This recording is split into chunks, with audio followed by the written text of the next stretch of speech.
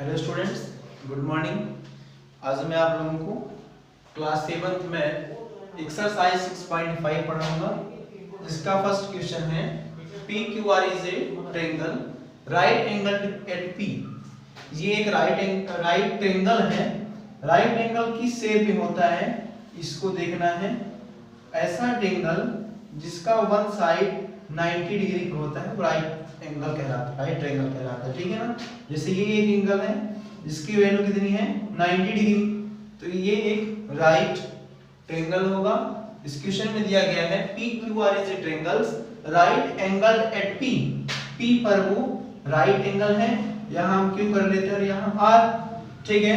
If P Q equal 10 centimetre, से बताया गया जो पी क्यू जो है वो 10 सेंटीमीटर है and P R equal 24 centimetre.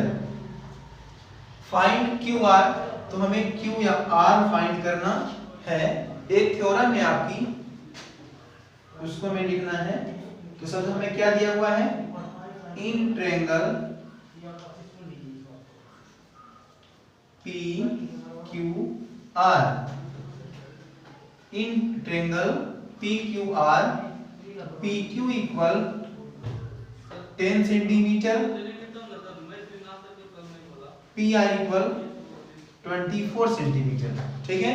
And P equal 90 degree. इस तरह से है। तो एक थ्योरम है आपकी हाइपोटेनस, इसमें 3 साइड होते हैं। इस साइड को जो सबसे लॉन्ग राइट एंगल के सामने अपोजिट साइड में जो होती है उसको कहा जाता है हाइपोटेनस। क्या कहा जाता है, हाइपोटेनस।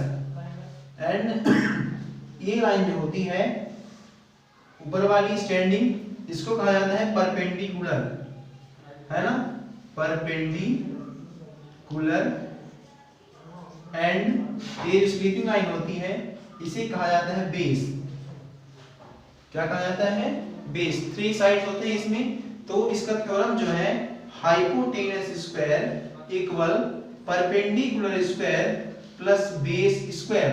इस थ्योरम पर हम इस वैल्यू को पुट करते हैं। तो ये क्या है, हाइपोटेनस मींस पी क्यू या Q R square equal P के वैल्यू, परपेंडिकुलर मींस ये परपेंडिकुलर है पी आर स्क्वायर प्लस ये दिया है बी, बेस पी क्यू का स्क्वायर। यहां पर आपको पी आर का वैल्यू दिया हुआ है 24 सेंटीमीटर, यानी कि 24 centimetre square plus P Q की वैल्यू कितनी है 10 है, 10 का स्क्वायर इक्वल। इस तरह से आप फाइंड करेंगे इसका 24 का स्क्वायर कितना होता है, तो 24 इंटू 24, किसी की पावर 2 लगी है इसका मींस 24 इंटू 24 प्लस 10 इंटू 10। 24 में 24 में जब हम इंटू करेंगे तो यहाँ पर आएगा हमारा 576। आप इंटू करके चेक कर सकते हैं। और प्लस 10 में 10 में जब मल्टीप्लाई करेंगे तो हो जाएगा हमारा यहाँ 100। 576 प्लस 100 हो गया, यह हो जाएगा 676। 676 का हम प्राइम फैक्टोरियल के मेथड से, आपने क्लास 6 में पढ़ा है, प्राइम फैक्टोरिएशन के मेथड से इसका हम रूट फाइंड करेंगे। तो पी आर स्क्वायर इक्वल 676, इसका जो रूट होता है वो होता है 24 का स्क्वायर, तो ये स्क्वायर से स्क्वायर कट जाएगा। पी आर इक्वल हो गया यहाँ पर 26 कितना होता है 26 आंसर 26 सेंटीमीटर। इस तरह से इस थ्योरम पर, इस फार्मूले पर पाइथागोरस थ्योरम कहा जाता है। यहां लिख देते हैं हम फ्रॉम पाइथागोरस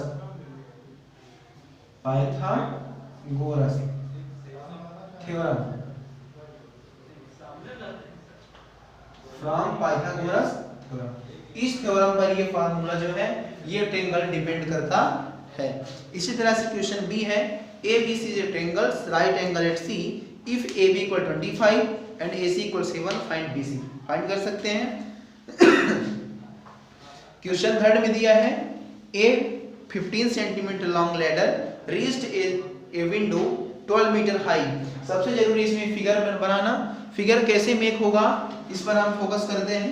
ये दिया है 15 मीटर लॉन्ग लैडर, लैडर में सीढ़ी होता है, reached at windows 12 meter high from the ground on placing it against a wall at the distance a।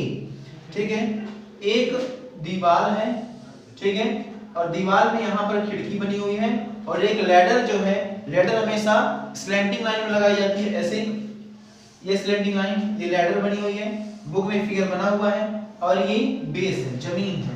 ठीक है, तो लैडर का जो वैल्यू दी हुई है उसमें दी हुआ है 15 मीटर, और ये जो हाइट ऑफ वॉल है जमीन से लेके और खिड़की तक की ऊंचाई जो दीवार की है वो है 12 मीटर। कितना है? 12 मीटर। और दिया है जो ये foot of the ladder and foot of the wall, इसके बीच डिस्टेंस जो है वो है a।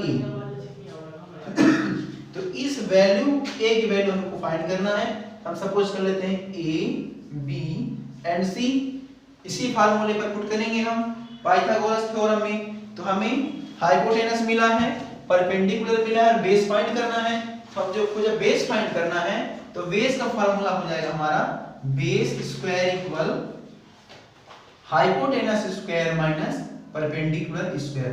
बेस का फार्मूला ये होता है, और जब परपेंडिकुलर का फार्मूला होगा तो p square equal h square minus b square. ये फार्मूले होते हैं पाइथागोरस थ्योरम के।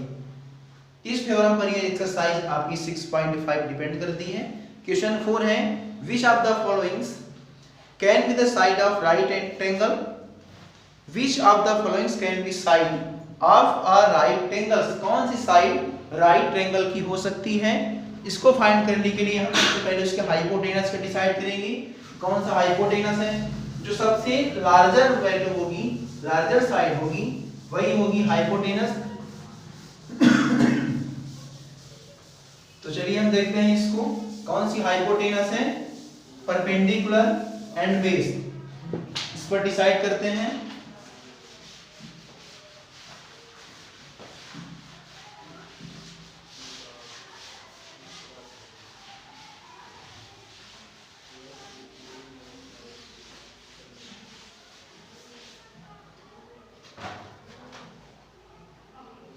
क्वेश्चन 4 है, इसमें चूज करना है, जैसे ए नंबर दिया है 2.5 सेंटीमीटर, 6.5 सेंटीमीटर एंड 6 सेंटीमीटर।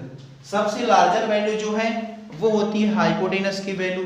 सबसे लार्जर वैल्यू 6.5 है, तो जो फार्मूला होता है राइट ट्रायंगल का वो होता है hypotenuse square base perpendicular square plus base square.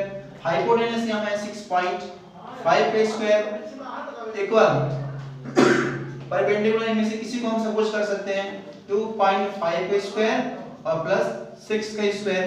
6.5 का स्क्वायर हम करते हैं 65 into 65, 5 5 जा 25 होता है, 2 कैरी, 5 6 जा 32 हो गया यहाँ, 6 5 जा 30 0, 6 6 30 तो 39 हो गया। ठीक है, 5 2 12 4, यहाँ एक पॉइंट था, यहाँ डेसिमल था, 2 डिजिट के बाद डेसिमल, यहाँ हो जाएगा 42.25 इक्वल 2.5 को जब हम मल्टीप्लाई करेंगे 6.25 हो जाएगा और प्लस 6 स्क्वायर, यहाँ दिया है 42.25 इक्वल 6.25 में हम जब 6 36 होगा, यहाँ 636 में जब हम 6.25 को ऐड करेंगे तो ये 5 2 6 6 12 और ये हो गया 4, यहाँ है 42.25 सेंटीमीटर। आप देख रहे हैं both side equal, then we call it is right triangle side. दोनों साइड इक्वल हैं, तो हम यहाँ ये कह सकते हैं कि ये जो है एक राइट ट्रायंगल के साइड दिए हुए हैं। इस तरह से हम क्वेश्चंस 4th के सेकंड और थर्ड को चेक कर सकते हैं। क्वेश्चन 5th है, a tree is broken its height 5 metre from the ground। एक पेड़ है जो जमीन के 5 मीटर ऊपर से यहाँ से टूट जाता है, समझ लीजिए 5 मीटर है। फिर इसके बाद है and top touches the ground, ये टॉप जो है ग्राउंड में टच करता है। Distance of 12 metre from the base of the tree, tree के बेस से 12 मीटर दूरी पर ये गिरता है, ठीक है। तो ये एक डायरेक्ट ट्रायंगल बन गया। आप ये पूछा है find the original height of the trees, original height हमको फाइंड करनी है। तो पेड़ पहले इस तरह से रहा होगा, इस तरह से, और इस तरह से यहाँ से टूट गई और यहाँ गिर गया। जो इसकी वैल्यू होगी, इस पूरे 5 पे मिला है हमको यहाँ तक की, जो इसकी वैल्यू होगी हम ऐड कर देंगे तो पूरी जो उस ट्रीज का ओरिजिनल वैल्यू आ जाएगी। इस तरह से क्वेश्चन 6, 7 एंड 8 इसी बेस पर हैं।